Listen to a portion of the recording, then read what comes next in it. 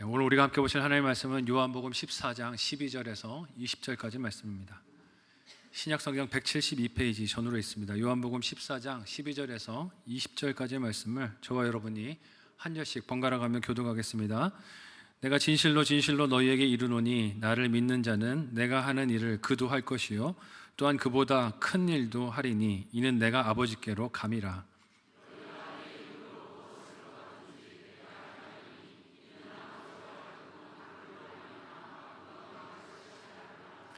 내 이름으로 무엇이든지 내게 구하면 내가 행하리라. 내가 아버지께 구하겠으니 그가 또 다른 보혜사를 너희에게 주사 영원토록 너희와 함께 있게 하리니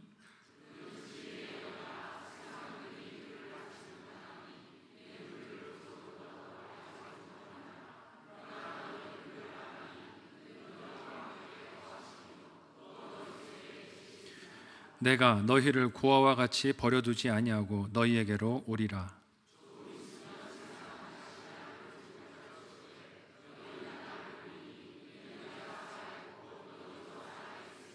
다 같이 읽습니다. 그날에는 내가 아버지 안에 너희가 내 안에 내가 너희 안에 있는 것을 너희가 알리라. 아멘. 함께 읽은 본문의 말씀을 가지고 성령 강림의 약속이라는 제목으로 말씀 나누도록 하겠습니다. 오늘은 성령 강림 주일입니다. 오늘 찬양 때도 이렇게 찬양으로 고백을 했고, 교회가 예수님께서 약속하신 대로 보내신 이 성령 하나님을 기뻐하고 또 기억하고 예배하는 날입니다.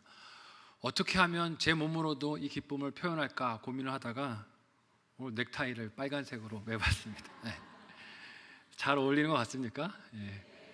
근데 저한테 잘 어울리는 거 보라는 게 아니고 오늘이 성령 강림 주일인 걸 기억하자고 이렇게 맸으니까 이걸 좀 기억해 주시면 좋겠어요. 지난 현충일이었던 금요일에 성도들이 함께 모여서 아침 10시 반부터 오후 5시까지 함께 부르짖으며 기도했습니다.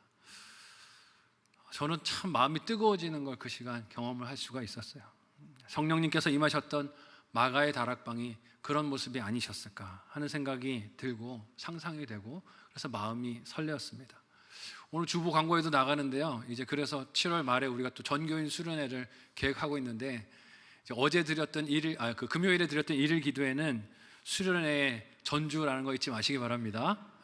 수련회도 많이 참석하는 저와 여러분 되시길 바랍니다. 아멘 소리가 작아지셨어요. 옆 사람에게 이렇게 인사하겠습니다. 수련회 같이 갑시다. 수련회 가서 금요일에 드렸던 기도회 같은 날을 사흘 동안이나 계속해서 뜨겁게 기도할 시간 가질 거니까 기대하는 마음으로 참석하시면 좋겠어요. 비록 나라의 정세도 어렵고 경제도 힘들고 우리 삶에 힘든 문제들과 고난이 계속 찾아오지만 기도로 부르짖을 때 하나님이 공급해 주시는 힘과 은혜가 지난 기도에 있었던 것을 우리가 경험했습니다. 우리가 경험했던 기쁨과 은혜가 초대교회 성도들, 특별히 예수님의 승천을 목격한 제자들에게 넘쳐나지 않았을까 생각해 보게 되었어요. 예수님은 십자가에 죽으시고 부활하신 후에 40일 동안 제자들을 만나 자신의 부활을 믿도록 양육하시고 돌보셨습니다. 왜냐하면 제자들이 예수님의 부활을 확실하게 믿을 때야 앞으로 나아가서 교회를 세우고 복음을 전하는 사명을 감당할 수 있기 때문이에요.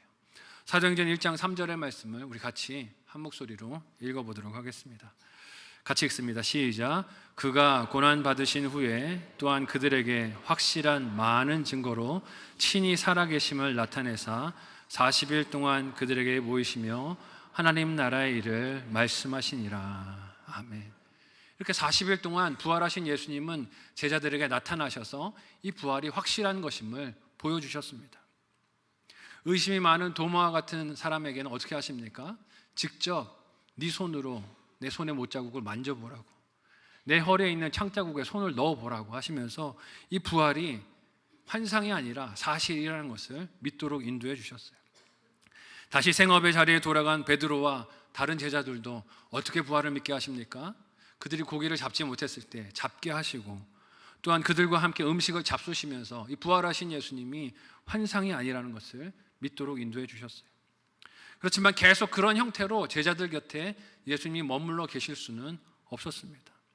왜냐하면 예수님께서 하나님 보좌 우편에 가셔야 제자들이 그들의 사도된 사명을 감당할 수 있기 때문이에요. 이는 오늘 본문에서 예수님이 주신 약속 안에서도 발견되는 내용입니다. 오늘 본문은 예수님께서 십자가 고난과 죽음을 당하시기 전에 제자들에게 미리 듣게 하셨던 성령님에 대한 약속의 말씀이에요. 그리고 이 말씀은 예수님의 재림을 우리가 기다리면서 살아가는 우리에게도 이어지는 약속이자 소망인 줄로 믿습니다. 제자들은 의지했던 예수님께서 십자가에서 죽으실 것, 그리고 그들의 곁을 떠나실 것을 말씀하셨을 때 얼마나 두렵고 떨렸을까요? 제가 어렸을 적에 저희 집에 외삼촌들이 놀러 오실 때가 있었어요. 근데 저희 외삼촌들이 놀러 오시면 이제 어머니 아버지는 좀 육아해서 해방을 받을 수 있는 날이잖아요. 그래서 좀 맡길게 하고 이렇게 외출을 나가실 때가 있었어요. 그런데 우리 외삼촌들은 참 좀 고약했어요. 뭐냐면 어머니와 아버지가 출타를 하고 나시면 어린 조카들을 데려다 놓고 놀리는 거죠. 뭘 놀렸을까요? 너희 엄마 집 나갔다. 너희 엄마 집에 안 온다. 어떡할래? 그러면 어린 조카 둘이, 저랑 1살 어린 동생이 펑펑 우는 거예요. 아니야, 엄마 온다고 그랬어 하고 우는데 아니야, 거짓말하고 간 거라고. 왜 그런 장난을 쳤는지 모르겠어요. 지금 생각해보면 참 너무 괘씸하신 거 아닌가 하는 생각이 드는데 그런 장난을 치셨어요. 근데 엄마는 오신다고 했는데 자꾸 옆에서 불안을 부추기니까 마음이 어떻습니까? 진짜로 안 오시면 어떻게 하지? 걱정되는 마음이 밀려드는 거죠. 물음표가 생기는 겁니다. 정말 안 오실 수도 있나? 오늘을 사는 그리스도인들에게 찾아오는 시험도 그렇지 않습니까? 주신 약속에 대한 믿음을 흔들며 내가 하나님의 약속의 자녀라는 정체성을 흔드는 시험과 거짓말들이 날마다 찾아옵니다. 이런 시험과 거짓의 공격 앞에서 우리는 더욱 예수님께서 하신 약속의 말씀을 붙들어야 할 줄로 믿습니다. 거짓말에 속으면 안 되는 거예요. 너희 주님 안 오신다. 너희 주님 너 버렸다. 2000년 동안 안 오셨는데 오시겠나 하고 우리를 불안하게 만드는 시험들이 찾아온다는 거예요. 그런데 그 거짓말에 우리의 마음을 둘 것이 아니라 약속의 말씀을 두고 그렇게 믿음으로 그 말씀을 붙들어야 할 것입니다. 예수님께서는 자신이 떠나신 후에 임하실 성령 하나님께서 어떤 일을 우리를 통해 행하실 것이라고 제자들에게, 우리들에게 말씀하십니까? 첫 번째로 성령 강림은 주님이 하신 일보다 더 큰 일을 행하게 하시도록 능력을 주실 것이다 말씀을 하십니다. 떠나실 것을 말씀하시는 예수님을 걱정과 염려로 바라보던 제자들에게 예수님께서는 임하실 성령님께서 예수님이 이 땅에서 행하신 일들보다 더 큰 일을 감당하도록 이끄실 것이다 하십니다. 함께 오늘 본문 12절에서 14절의 내용을 같이 한 목소리로 읽어보겠습니다. 같이 읽습니다. 시작. 내가 진실로 진실로 너에게 이르노니 나를 믿는 자는 내가 하는 일을 그도 할 것이요 또한 그보다 큰 일도 하리니 이는 내가 아버지께로 감이라.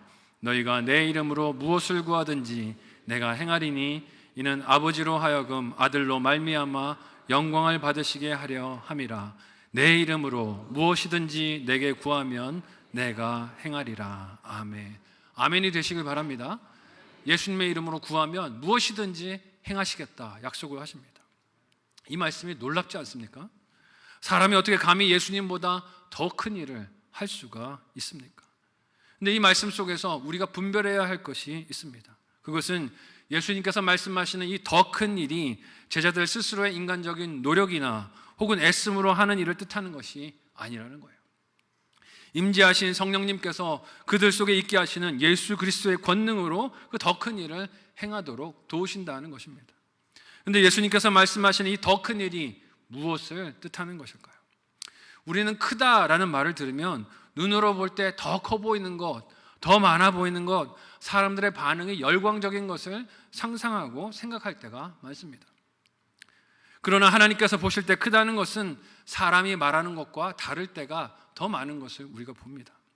그 단적인 예가 과부가 드린 2렙돈을 보신 예수님께서 부자들이 했던 많은 헌금의 액수보다 이 과부가 하나님께 드린 것이 더 많다라고 하셨던 말씀 아닐까요? 사람들은 외부적으로 드러나는 숫자의 변화나 기적이 일어나는 횟수나 혹은 놀라운 현상들이 여러 자리에서 일어나는 모습들을 볼 때 크다라고 생각하지만 하나님은 그렇지 않으시다는 것이에요. 그렇다면 하나님 보시기에 더 큰 일은 무엇일까요? 예수님은 공생애 동안 사람들의 질병을 고치시며 자신의 그리스도 되심을, 메시아 되심을 나타내셨습니다. 하지만 나은 사람들이 다 예수님을 믿은 것은 아니었습니다. 지난주 원로 목사님의 설교를 통해 들었듯이 나은 10명의 나병 환자 중에서 예수님을 그리스도로 믿은 사람은 10사람 중에 몇 명이었습니까? 딱 한 사람이었어요. 10분의 1이었습니다. 사람이 보기에는 육신의 질병이 나은 것이 큰 일로 보였겠지만 하나님께서 더 큰 일로 보시는 것은 한 영혼이 예수를 믿는 것 아니겠습니까? 세상이 볼 때는 미련해 보이는 방법인 전도를 통해 영혼을 주님께로 인도하는 것이 나병 환자가 낫는 것보다, 귀신이 쫓겨나는 것보다, 우리 눈에 대단해 보이는 역사들이 일어나는 것보다 더 큰 하나님의 일인 줄로 믿습니다. 예수님은 제자들과 작별하기 전에 성령께서 오시면 제자들이 그 일, 즉 더 큰 일을 하시도록 역사하실 것이라 하십니다. 이유가 무엇입니까? 예수님께서 아버지께로 가시기 때문이다 라고 하세요. 내가 아버지 곁으로 가기 때문에 너희가 그 일을 감당할 수 있을 것이다 하십니다.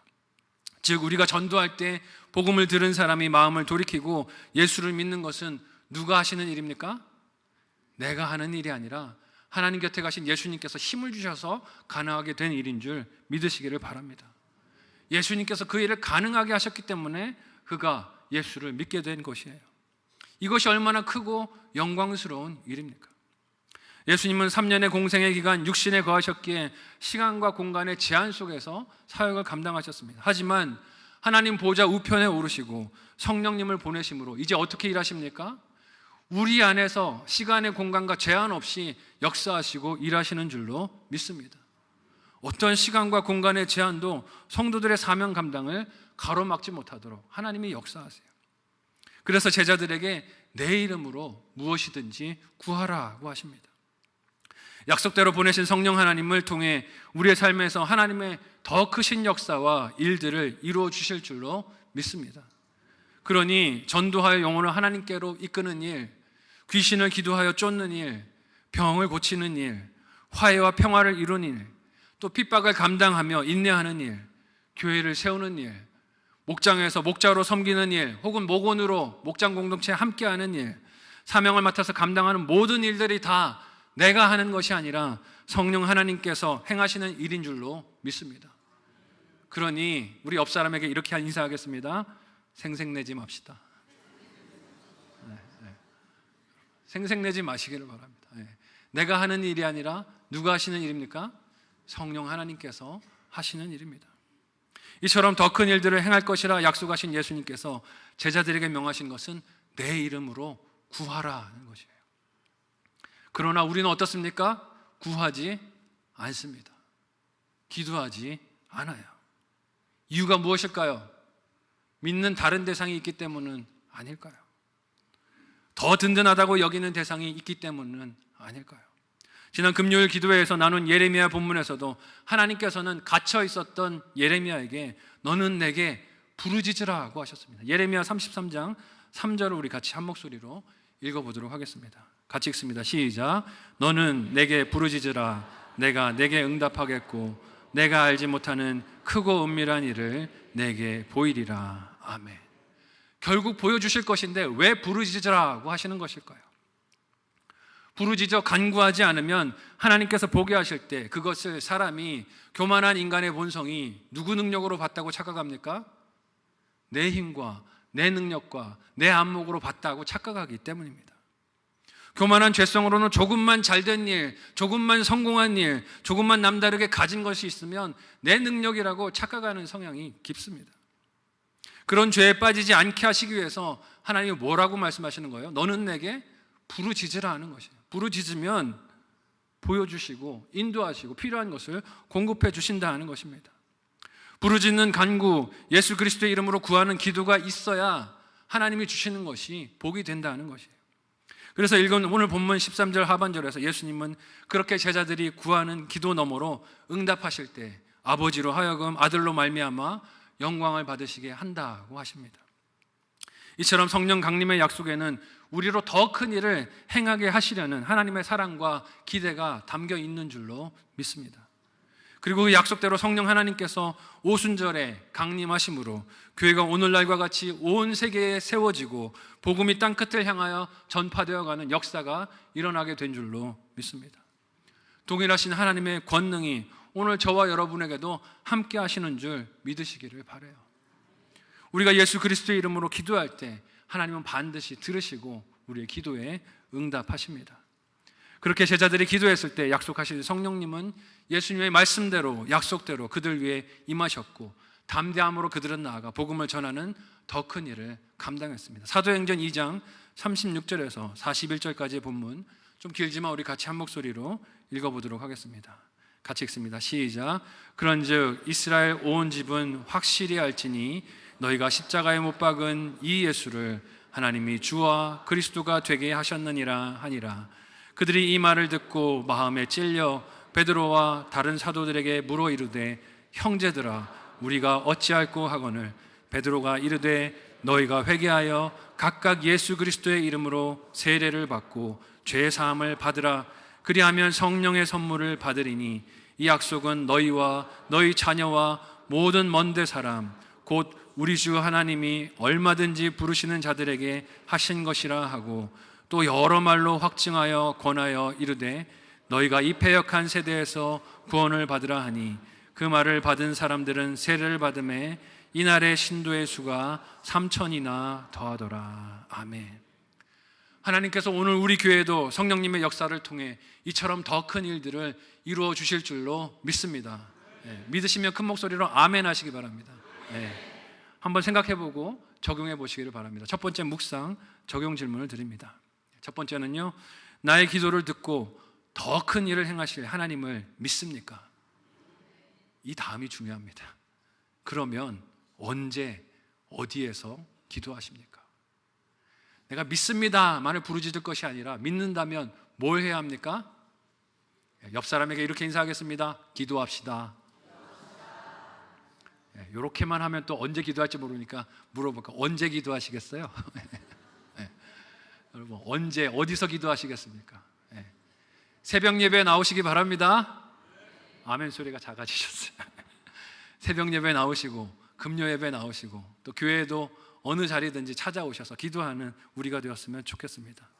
두 번째로 성령 강림은 우리를 홀로 두시지 않는 동행의 은혜라고 하십니다. 떠나실 일을 말씀하시는 예수님이 제자들에게는 얼마나 부담이었을까요? 아직 그 말씀의 뜻을 알지도 이해하지도 못하는 제자들에게는 그저 예수님이 떠나신다는 말씀이 걱정거리였을 뿐일 것입니다. 그렇지만 예수님은 자신이 제자들을 떠나시는 것이 오히려 그들에게 유익함을 말씀하세요.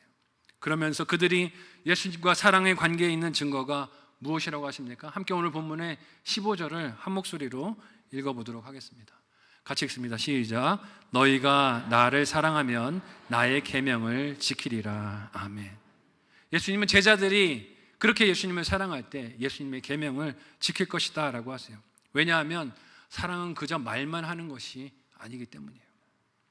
예배를 시작할 때마다 제가 옆에 있는 성도들과 이렇게 인사하자라고 권면합니다. 무슨 인사입니까? 한번 또 해볼까요? 옆 사람에게 인사하겠습니다. 사랑하고 축복합니다.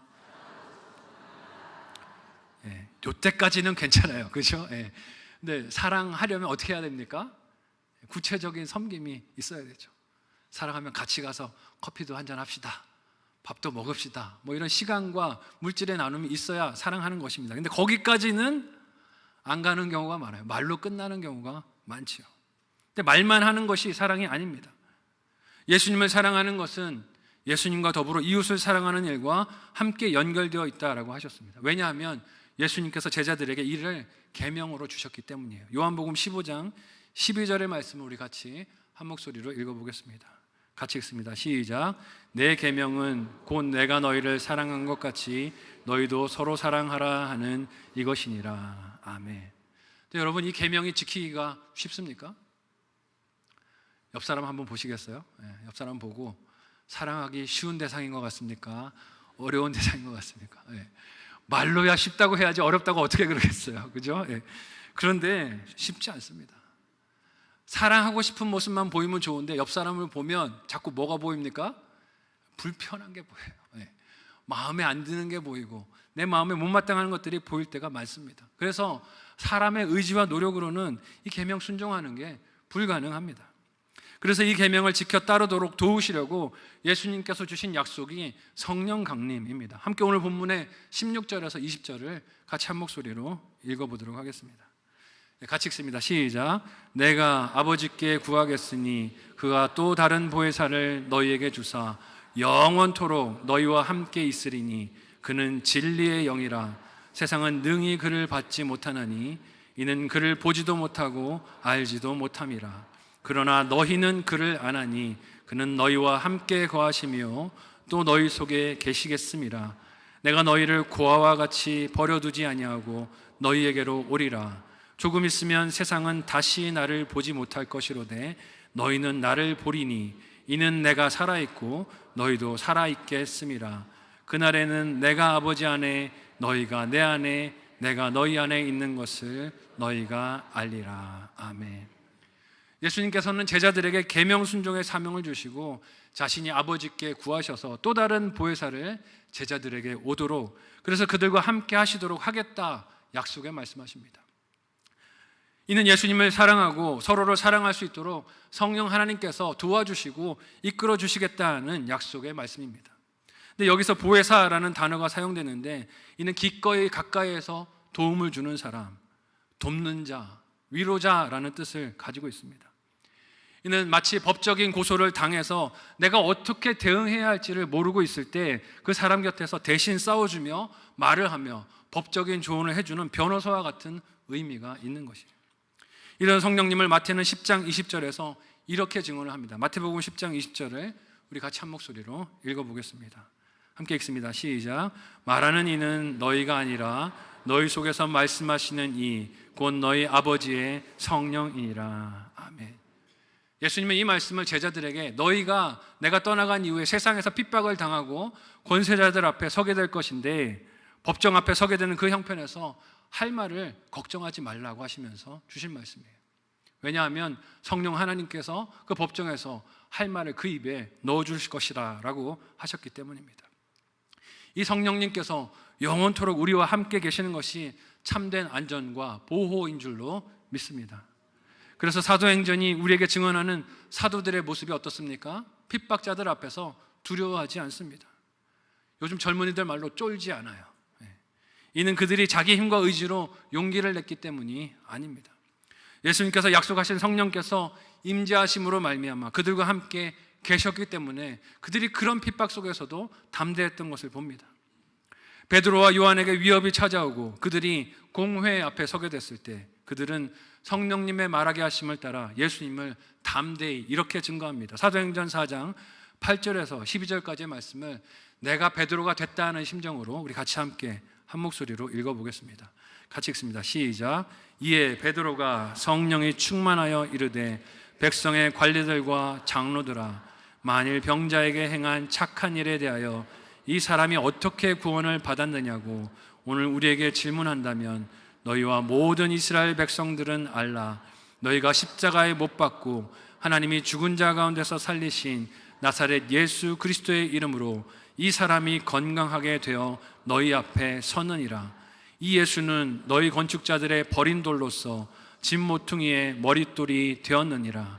다른 이로서는 구원을 받을 수 없나니 천하 사람 중에 구원을 받을 만한 다른 이름을 우리에게 주신 일이 없음이라 하였더라. 아멘.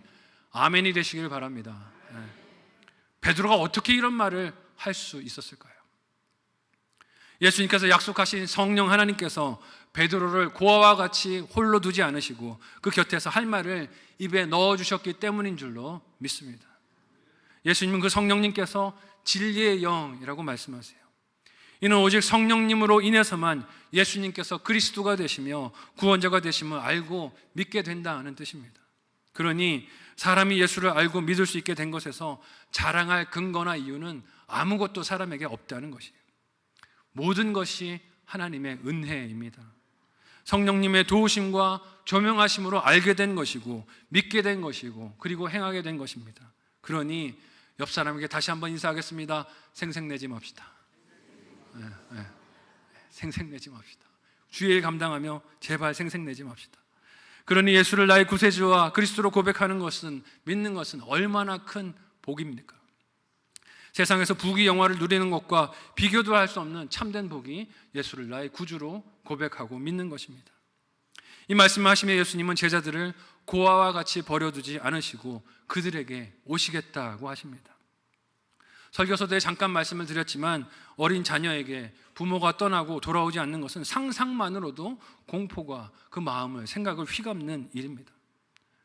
제가 사택으로 이사하고 딸과 더불어서 엘리베이터를 타라고 기다리다가 한번 떨어질 뻔한 일이 있어요. 주민들이 이렇게 엘리베이터에 들어가면서, 그때는 이렇게 엘리베이터 문이 좀 빨리 닫혔던 것 같아요. 요즘은 고쳐서 수리해서 좀 길게 열려 있는데 그때는 엘리베이터 문이 좀 빨리 닫혔어요. 그래서 저와 아내가 들어가기 전에 문이 닫히려고 하는 거예요. 그런데 그 안에서 제가 딸의 눈을 봤습니다. 딸의 눈이 왕방울 많이 치는 거예요. 오, 큰일 났다. 그러면서 안에서 소리를 빽 지르는 거예요. 엄마! 그때 안에 있는 분들도 놀라고 저희도 놀라서 열린 버튼을 열고 누르고 들어가서 아이를 이렇게 또닥거리고 안아줬어요. 그런데 얼마나 펑펑 울었는지 몰라요. 그 짧은 사이에 엄마랑 떨어질 뻔했다고 펑펑 울면서 놀라는 거예요. 근데 그 일이 있은 이후로 엘리베이터를 탈 때 저 딸에게 어떤 현상이 일어날까요? 제 손을 꼭 잡아요. 아빠 놓지 마. 같이 들어가야 돼. 같이 들어가서 달릴 때까지 제가 열린 버튼을 누르고 있어요.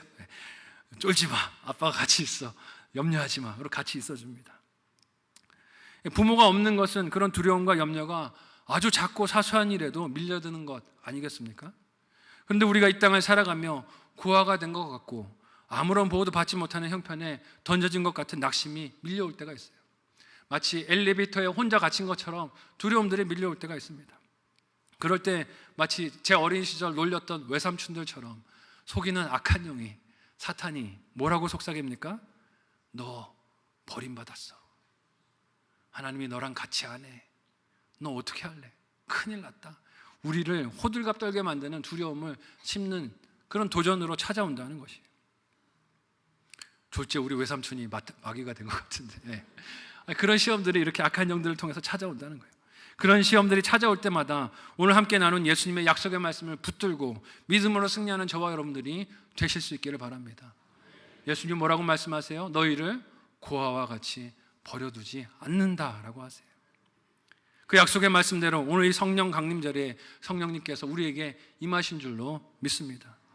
이 성취된 성령 강림의 약속이 저와 여러분을 담대하게 하시는 하나님의 위로와 힘이 되십니다. 예수님은 이렇게 오신 성령님과 동행하는 성도들이 세상에서 보지 못하는 것들을 보고, 세상이 보지 못하는 예수님을 보고 그분 안에서 살 것이라고 하세요. 이는 지난 금요일 기도회에서 함께 나눈 말씀과 같이 하나님께 부르짖어 간구한 그의 자녀에게 크고 은밀한 일을 보여주시는 하나님의 섭리 아니겠습니까? 그래서 예수님을 믿고 동행에 걸어가는 교회 공동체는 세상과 다른 기쁨이 있고 세상과 다른 감사가 있고 세상과 다른 행복이 있음을 봅니다. 성령으로 예수님과 동행함을 모르는 세상은 무엇을 원합니까? 많이 가지는 걸 원해요. 높은 곳에 올라가는 것을 원하고 많은 사람을 내 힘으로 부리는 것을 원합니다. 하지만 반대로 교회 공동체는 어떻습니까? 예수님을 따라 낮은 곳으로 내려가고 사랑하고 섬기는 것을 기뻐하고 하나 되는 것을 감격하고 즐거워합니다. 그런 사랑의 순종 속에서 함께하는 예수님이 보이시기 때문 아니겠습니까? 그렇고 거룩한 사랑과 하나됨이 약속대로 임하신 성령님의 임재로 교회가 세워지고 부흥하도록 인도해 주실 줄로 믿습니다. 사도행전 2장 43절에서 47절까지의 말씀을 우리 같이 한 목소리로 읽어보도록 하겠습니다. 같이 읽습니다. 시작. 사람마다 두려워하는데 사도들로 말미암아 기사와 표적이 많이 나타나니 믿는 사람이 다 함께 있어 모든 물건을 서로 통용하고 또 재산과 소유를 팔아 각 사람의 필요를 따라 나눠주며 날마다 마음을 같이하여 성전에 모이기를 힘쓰고 집에서 떡을 떼며 기쁨과 순전한 마음으로 음식을 먹고 하나님을 찬미하며 또 온 백성에게 칭송을 받으니 주께서 구원받는 사람을 날마다 더하게 하시니라. 아멘. 여러분, 이런 초대교회의 모습은 세상이 보지 못한 예수 그리스도를 보고 기뻐했던 성도의 기쁨이 그 실체가 무엇인가를 우리에게 보여주는 것입니다. 저는 우리 교회에도 이런 기쁨이 다시 모이고 있는 목장과 성도들의 교제와 사랑 안의 나눔에서 이루어지고 있다라고 믿습니다. 그래서 감사한 마음이 들어요. 온통 이 세상은 내 편리함과 이익만을 생각하는 세상 아닙니까? 그래서 모여서 나누는 것, 굳이 뭐 그런 일을 하느냐고 개인으로만 그렇게 살려고 합니다. 근데 이런 세상에서 목장 식구들이 내 집을 오픈해서 모이고 음식을 나누고 다른 지체들과 함께 삶의 고난을 말씀을 통하여 해석하고 기도하고 모이는 일 자체가 이 시대의 풍자와 다른 것을 우리에게 보여주는 시그널이 아닐까 하는 생각이 듭니다. 이런 성령 하나님으로 인한 기쁨과 사랑의 나눔이 온 교회에 퍼져나가기를 소망하고 축복합니다. 지금 부부 목장을 소수만 드리고 있는데 이게 온 교회로 퍼져나갔으면 좋겠어요. 그래서 성도들이 서로 내 집을 오픈하고 성도들을 내 집에 초대하고 음식을 나누고 예배드리고 기도하는 일이 기쁨이 충만한 일들이 되었으면 좋겠습니다. 내가 굳이 이런 일까지 해야 하느냐고 그렇게 원망하고 생색을 내는 일이 아니라 이 일이 기쁨이 되고 감사가 되고 즐거움이 되었으면 좋겠어요. 성령 강림주의를 맞이한 우리에게 약속대로 임하신 성령님의 도우심과 은혜가 충만하여서 우리가 초대교회의 기쁨과 감사가 회복될 수 있기를 예수님의 이름으로 간절히 소원하고 축복합니다. 마지막으로 한번 생각하고 적용해 보시기를 바랍니다. 마지막 묵상 적용 질문을 드립니다. 첫 번째는요, 홀로 버려진 것 같은 두려움이 있으십니까? 홀로 버려진 것 같은 두려움이 있습니까? 어떻게 그 두려움을 물리칠 수 있을까요? 나는 언제 말씀을 보고 말씀의 시선을 고정하고 있는지 생각해 보시면 좋겠어요. 두 번째, 내가 예수님 안에 있는 것을 어떻게 세상에 나타낼 수 있을까요? 그냥 교회 와서 예배 드리는 것 말고 내 일상에서 어떻게 하면 내가 예수님 안에 있는 것을 세상에 드러낼 수 있을지 생각해 보시면 또 적용해 보시면 좋겠습니다. 오늘 본문에서 예수님은 제자들을 떠나실 것을 말씀하셨지만 그것이 오히려 제자들에게 좋은 일이다라고 하십니다. 왜냐하면 약속하신 성령님께서 떠난 예수님과 그들을 동행하도록 인도해 주시며 더 큰 일을 행하도록 역사하실 것이고 그들을 고아와 같이 홀로 두지 않으시고 영원히 함께 하시며 사랑으로 돌보실 것이기 때문이다 라고 약속하셨습니다. 그 약속하신 좋은 일이 오순절 성령 강림을 통해 성취되게 하신 줄로 믿습니다. 그 하나님은 오늘 찬양하고 기뻐하는 우리였으면 좋겠어요. 그리고 동일하신 하나님은 우리를 통해서 그 일을 계속 이루어 나가실 줄로 믿습니다. 우리 교회를 통해서 날마다 하나님께서 구원받게 하시는 사람들이 더해 가시기를 예수님의 이름으로 간절히 소원하고 축복합니다. 아멘. 함께 기도하겠습니다. 이 시간에 말씀을 기억하며 기도할 때 주님께서 약속하신 성령 하나님의 권능과 동행의 은혜를 바라보며 맡겨주신 영혼 구원의 더 큰 일을 감당하는 우리가 되게 도와주시옵소서. 혼자 떨어진 것 같은 외로움과 두려움의 시험들이 찾아올 때 버려두지 않겠다 약속하신 약속의 말씀에 우리의 눈과 귀를 집중하여 하나님께 우리의 마음을 드리게 하여 주시고 하나님의 동행하심을 믿고 승리하며 믿음으로 살아내는 우리가 되게 도와달라고 오늘 말씀을 기억하며 합심하여 함께 기도하겠습니다. 하나님 은혜를 감사합니다. 우리를 사랑하셔서 홀로 두지 아니하시고 성령 하나님을 보내셔서 함께하여 주시고 동행하여 주시고 하나님 주시는 힘으로 사명 감당하도록 인도하여 주시니 감사합니다. 비록 험하고 힘든 이 세상을 살아가고 때로는 그와 같이 혼자 떨어진 것 같은 외로움을 느끼는 세상을 살아가지만 그러나 나를 결코 홀로 두지 아니하시는 주님의 약속을 말씀을 믿음으로 통하여 바라보게 하여 주시고 승리하는 우리 모두가 되도록 도와주시옵소서. 더 큰 일을 행한다고 말씀하십니다. 잃어버린 영혼들을 구원하고 살리는 일로 우리를 영광스럽게 사용하여 주시오니 우리가 기쁨으로 나아가 순종케 하여 주시고 하나님 우리를 성도 삼으신 그 사명 감당하는 우리 하루하루 되도록 도와주시옵소서. 성령 하나님 주시는 힘으로 이 일을 감당하게 하여 주시고 이 일들에 순종할 때 우리 마음의 원망과 남을 향한 생색이 아니라 분노가 아니라 기쁨과 감사함으로 이 일을 감당하는 진정한 복을 누리는 하나님의 자녀들 다 되도록 도와주시옵소서. 감사하며 예수님의 이름으로 기도하옵나이다. 아멘.